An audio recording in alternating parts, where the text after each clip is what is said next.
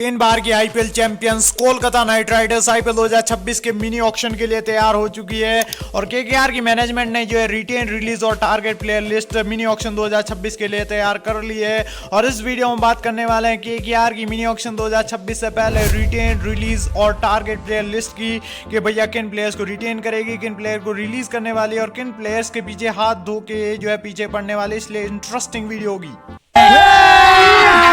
अभी मजा आएगा ना भिड़ो। सभी केकेआर और आईपीएल फैन तैयार हो जाइए इस वीडियो के लिए और वीडियो देख चैनल को सब्सक्राइब करके हाइप का बटन जरूर क्लिक कर लीजिए ताकि ज्यादा से ज्यादा केकेआर और आईपीएल फैन इस वीडियो को देख पाए। सबसे पहले बात कर लेते हैं रिलीज प्लेयर्स की, तो उसमें सबसे महंगे प्लेयर का नाम निकल के आता है, नाम है वेंकटेश अय्यर का, जिनको 23 करोड़ 75 लाख की कीमत में मेगा ऑक्शन 2025 में परचेज किया था केकेआर की मैनेजमेंट ने। लेकिन पूरे साल जो है वेंकटेश अय्यर का फॉर्म नहीं रहा था टॉप ऑर्डर के अंदर, जहां पे मैं इनके आंकड़े देख रहा था क्रैक्स के ऊपर, तो 7 इनिंग्स में इनको मौका मिला था। 142 रन ही स्कोर कर पाए थे आईपीएल 2025 के अंदर। केकेआर के लिए 139 की स्ट्राइक रेट ठीक ठाक रही थी, लेकिन एवरेज अगर आप देखोगे तो मात्र 20.29 की, यानी काफी कम एवरेज के साथ इन्होंने रन बनाए थे। कंसिस्टेंस बहुत कम रहे थे और पूरे सीजन हमें जो है पेसों के हिसाब से तो बहुत ही ज्यादा फ्लॉप नजर आए, इसलिए अगले साल ये रिलीज हो सकते हैं। नाम क्विंटन डिकॉक का भी निकल के आ रहा है। क्विंटन डिकॉक को भी जो है एज ए विकेट कीपर मौका मिला था, सुनील नारायण के साथ इनको ओपन करने का भी मौका मिला था,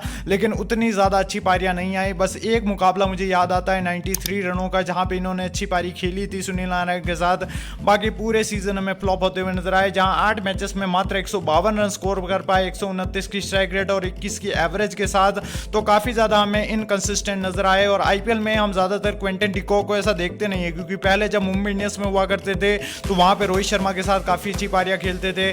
उसके बाद में जब लखनऊ सुपर जायंट्स में आए तो वहां पे केएल राहुल के साथ बहुत अच्छी पारियां खेलते थे। लेकिन जब से ये केकेआर मैनेजमेंट में आए हैं, जब से इन्हें केकेआर में लाया गया है, वहां पे ये ओपन ठीक से नहीं कर पा रहे और ना ही जो है अच्छे से रन बना पा रहे, तो अगले साल ये रिलीज हो सकते हैं। वहां पे नाम हमें रणवीर सिसोदिया का भी निकल के आ रहा है, जो आईपीएल 2025 के मेगा ऑक्शन में 30 लाख की रकम में खरीदा था केकेआर ने इन्हें, तो अगले साल इनको भी रिलीज किया जाएगा। ये वहां पे नाम हमें अफगानिस्तान के विकेट कीपर बल्लेबाज रहमानुल्लाह गुरबाज का भी निकल के आ रहा है। रहमानुल्लाह गुरबाज को भी ओपन करवाया गया था और उनके बाद फ्लॉप होने के बाद क्विंटन डिकॉक को खिलाया गया था, लेकिन शुरुआत में इनकी फॉर्म भी अच्छी नहीं रही थी, जहां 5 मैचेस में मौका मिला था, मात्र 74 रन जो है स्कोर कर पाए थे। 139 की स्ट्राइक रेट हमेशा से इनकी बेहतर रहती है, लेकिन एवरेज अगर आप देखोगे तो मात्र 18.5 का, यानी काफी कम एवरेज के साथ इन्होंने रन बनाए थे। और अगले साल मुझे लगता है शॉर्ट रहमानुल्लाह गुरबाज जो है रिलीज होने वाले हैं केकेआर के स्क्वाड से। वहां पे West Indian power Roman Powell भी हमें नजर आएंगे, जो अगले साल हमें रिलीज होते हुए नजर आएंगे। इस साल मौके इतने ज्यादा मिले नहीं,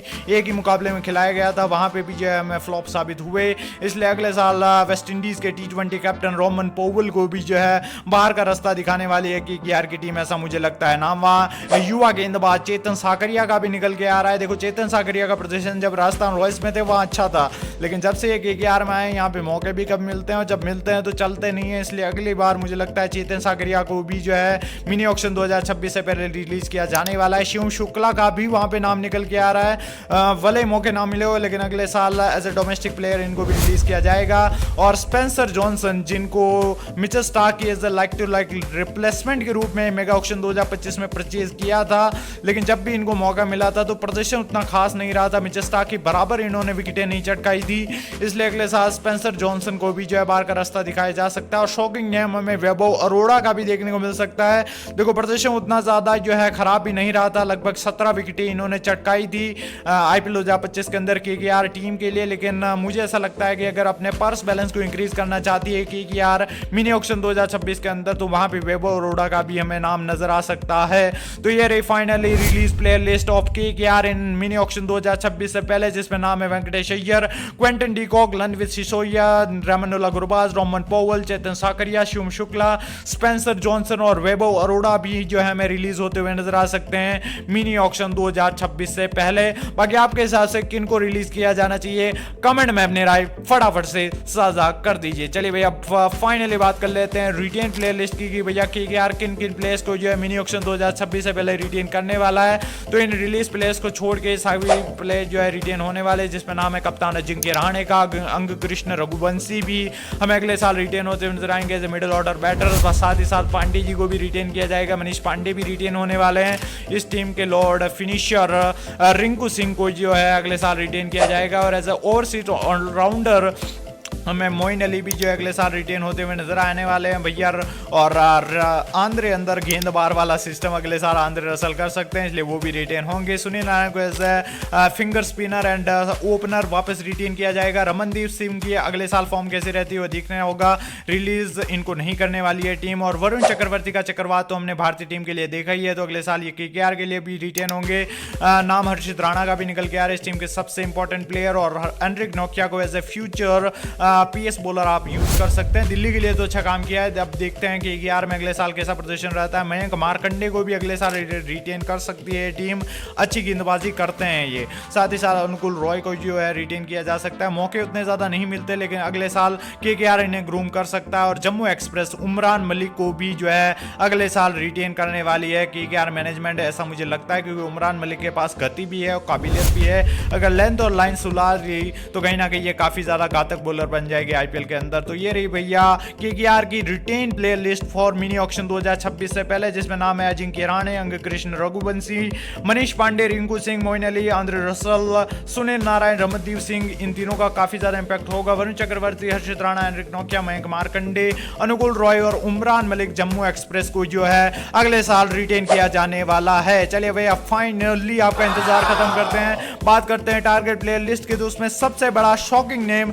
निकल के आ रहा है कमाल लाजवाब राहुल का। जी हाँ, KL राहुल के साथ जो है इस समय संपर्क में चल रही है दिल्ली कैपिटल्स के KKR मैनेजमेंट। और सुनने में ऐसा आ रहा है कि भैया KKR की टीम जो है दिल्ली से ट्रेड के जरिए जो है KL राहुल को अपनी टीम में लाना चाहती है और अपनी टीम में लाकर जो है अपनी 3 नीड्स को जो है पूरा कर सकती है। अगर ये ट्रेड सक्सेसफुल हो जाती है, अगर दिल्ली से जो है KKR में आ जाते हैं KL राहुल, तो कहीं ना कहीं KKR को इससे 3 बड़े फायदे होंगे। पहला फायदा तो ये कि भैया कप्तान आपको एक अच्छा मिल जाएगा अजिंक्य रहाणे के स्थान पे, साथ ही साथ आपके लिए थोक के बाद में रन भी बना सकते हैं। दूसरी बात ये है कि आपको भैया एक अच्छा ओपनर मिल जाएगा सुनील नारायण के साथ। और तीसरी बात ये विकेट कीपिंग तो क्लासिक करते ही हैं, तो ये तीनों नीड्स जो है चाहिए। और KL राहुल जो है आपके लिए मिडिल ऑर्डर में भी रन बना सकते हैं, ओपन करते हुए भी रन बना सकते हैं और अंत में मैच फिनिश भी कर सकते हैं। तीनों काबिलियत है KL राहुल के पास।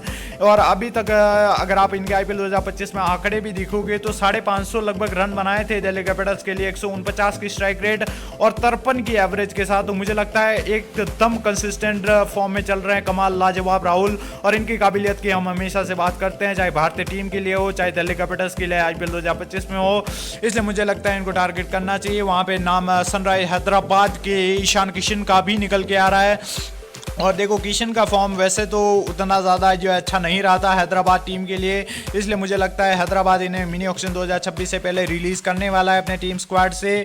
लेकिन अगर आप इन्हें अपने टीम स्क्वाड में शामिल कर सकते हो तो भैया ये आपके लिए अच्छा काम कर सकते हैं। वेंकटेश अय्यर के स्थान पे तो कम से कम ये आपके लिए थोक के भाव में रन बना सकते हैं। और ईडन गार्डन्स की जो पिच है वो भी काफ़ी ज़्यादा रास आती है ईशान किशन को, इसलिए अगले साल as a top order batter Ishan Kishan को ज़रूर टारगेट किया जाना चाहिए। वहाँ पर न्यूजीलैंड के बैटर मार्क चैपमैन का भी नाम निकल के आ रहा है और मार्क चैपमैन के पास काबिलियत बहुत ज्यादा है। अभी मैं हाल ही में जो T20 बायलैटरल सीरीज हुई थी अगेंस्ट पाकिस्तान न्यूजीलैंड की, वहां पे एक कमाल का शतक जड़ा था और इसमें 133 रनों की इन्होंने पारी खेली थी। और अभी तक न्यूजीलैंड टीम के लिए एक भी ऐसा मैच नहीं रहा जहां इस बंदे ने रन ना किए हो। और अभी तक मैं इनके क्रैक्स पे आंकड़े देख रहा था T20 international career for New Zealand, तो वहां पे इनके अगर आप आंकड़े देखोगे तो 96 मैचेस की 83 इनिंग्स में 1784 रन, 104 इनका बेस्ट रहता है, 25 की एवरेज है और स्ट्राइक रेट भी काफी ज्यादा ठीक ठाक है, 132 की स्ट्राइक रेट का। तो अगर अगले साल जो है मिनी ऑक्शन 2026 में मार्क चैपमैन आते हैं तो कहीं ना कहीं इनके लिए मिडिल ऑर्डर की जो समस्या थी जो पिछले साल लैक कर गई थी वो मार्क चैपमैन सुधार सकते हैं। वहां पे नाम निकल के आ रहा है मोहम्मद शामी का भी। मोहम्मद शामी का फॉर्म भी हैदराबाद में अच्छा नहीं रहा था IPL 2025 के अंदर, काफी ज्यादा रॉस सीजन साबित रहा था मोहम्मद शामी के लिए। और इतिहास में ऐसा हम पहली बार देख रहे हैं कि IPL हो रहा है और मोहम्मद शामी की विकेटें ना आए, ऐसा कभी हो नहीं सकता। लेकिन इस साल वो चीजें घटित हुई है। उससे पहले वर्ल्ड कप 2023 काफी ज्यादा गजब का गया था। चैंपियंस ट्रॉफी 2025 के अंदर भी लगभग 9 विकेटें चटकाई थी भारतीय टीम के लिए।